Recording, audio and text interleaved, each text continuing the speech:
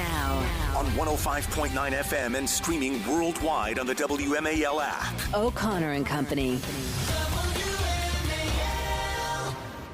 It's 6:37. Thanks for tuning into O'Connor and Company this Monday morning in your nation's capital. Good to be back from vacation. Good to be alongside my buddy Julie Gunlock. Good morning, Julie. Good morning. Did you miss me? I did. Did you? Yes, we all Are you did. contractually obligated to say that? No. Coming up at 7:05, Joe DeGenevo will be here. At 7:35, Trevor Maddich on the Washington Commanders' victory. Lots of field goals. Did you see that? They get 21 points. There's an easy way and a hard way to get 21 points, and they went the hard way, but they got it. At 8:05, Susan Crabtree is the go-to journalist, everything involving the Secret Service, and she'll join us. And then at 8:35, Ian Pryor with America First Legal. We are right now, though, joined by one Derrick Anderson, who is running for the 7th Congressional District in Virginia. Mr. Anderson, we thought it would be a good time to check in with you because, boy, oh boy, did we get some insight into your opponent, Eugene Vindman, the Democrat nominee. Yesterday, after this attempted assassination of Donald Trump, his sister-in-law. Of course, he's not responsible for what his sister-in-law says. This would be Rachel Vindman, the wife of Alexander Vindman.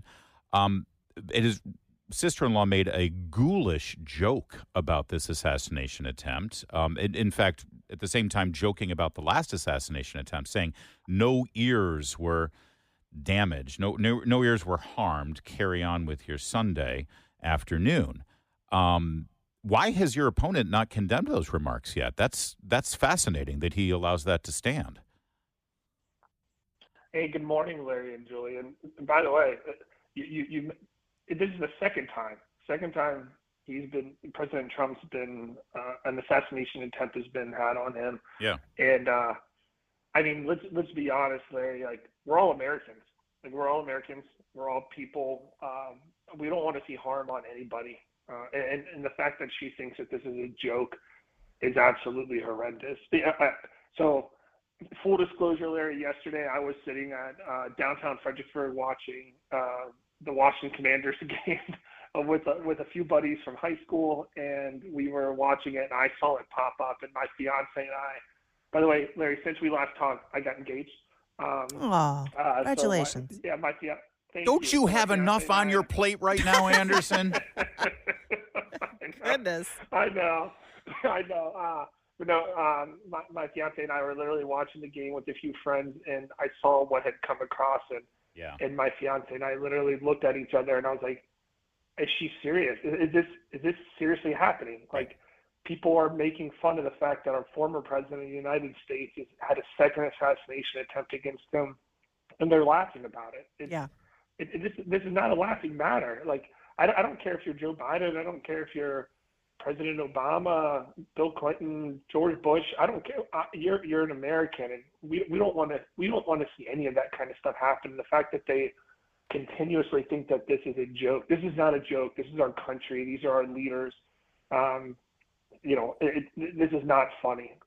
So I was completely distraught about the fact that they said that. So we continue to call him out.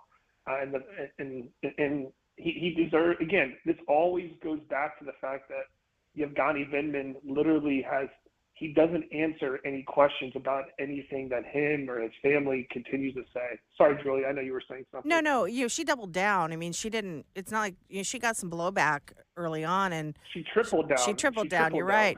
Has Eugene Vindman said anything in response to his sister-in-law's completely outrageous behavior on Twitter? As of last night, we asked him to double down on the statement or triple down on the statement that his sister-in-law said, and then his brother decided he wanted to double down on it as well. So I mean, like they literally, it wasn't one of those moments where someone had to slip up and said something. His sister-in-law and his brother doubled, tripled down, and then started attacking me. And I was like, because you guys literally are saying horrible things, absolutely horrendous things, and it was just bad. That's one of those moments where you look over at somebody and you look at someone, you go, this is horrendous. And the fact that you guys are trying to seek power, your family is trying to seek power, trying to be members of Congress, and so we have a forum in Fredericksburg tonight. Yevgeny won't do debates, so he only wants to do forums right now. So we have a forum tonight in Fredericksburg over at the Expo Center right next to the Fred Nat Stadium. And I hope that the moderator, whoever the person is that's running this, discusses this, because I think it's important that they ask him that question. Now, whether or not they ask him, that's a whole different question. But while we're on stage, we will make sure that the audience knows about this. We're speaking with Derrick Anderson, who's running for Congress in the 7th District, which now has been called a toss-up, an absolute toss-up. This is a district that has been represented by Republicans, Eric Cantor, then David Brad. Abigail Spanberger won it for the Democrats and hang on to it until this race, sir. And I got to say, you know this district. You know these people. This is where you grew up. You're a Virginian. You went to Virginia Tech. You lived your life. Your mom ran a small business. Yeah.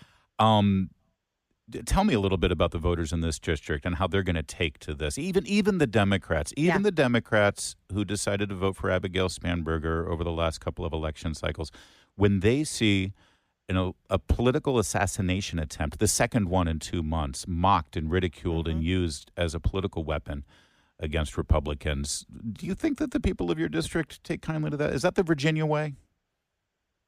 Well, like I said, Larry, I was downtown Fredericksburg yesterday watching the Commanders game, which bled over into a few other games, and I was sitting there talking to somebody, and I was talking to my fiance, and I was talking to my buddy from high school, and there was a couple sitting next to me, and they were overhearing me talking about it, and all of a sudden they looked at me and they go, "Hey, are you the guy running for Congress?" I said, "Yes, I am." And I was drinking a beer.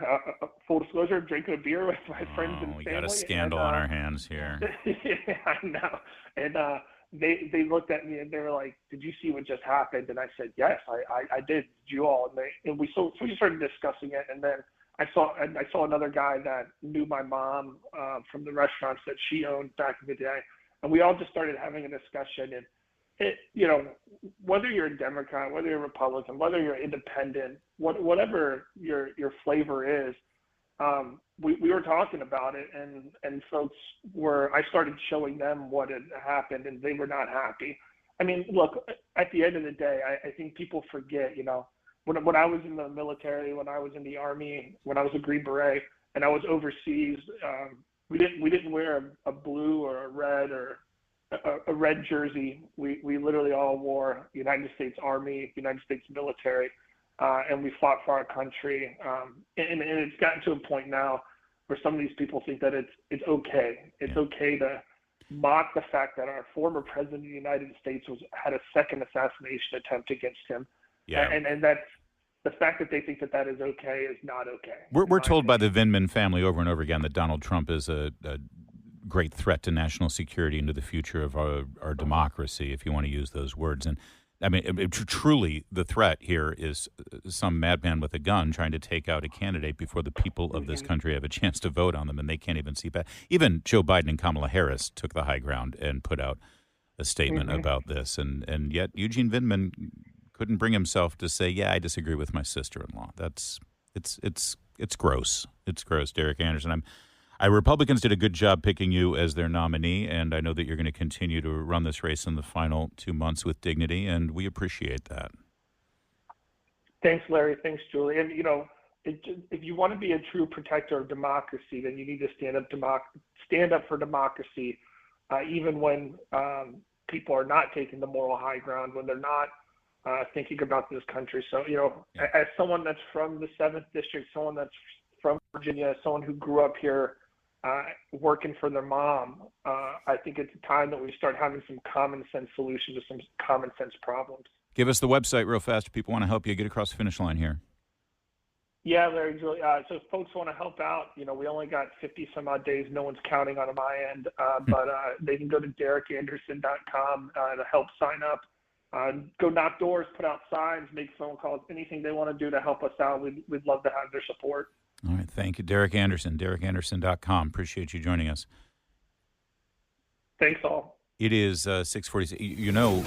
I think it was Ben Franklin who said the true test of a democracy is whether you're willing to stand up to your lunatic sister-in-law. Wasn't that Franklin?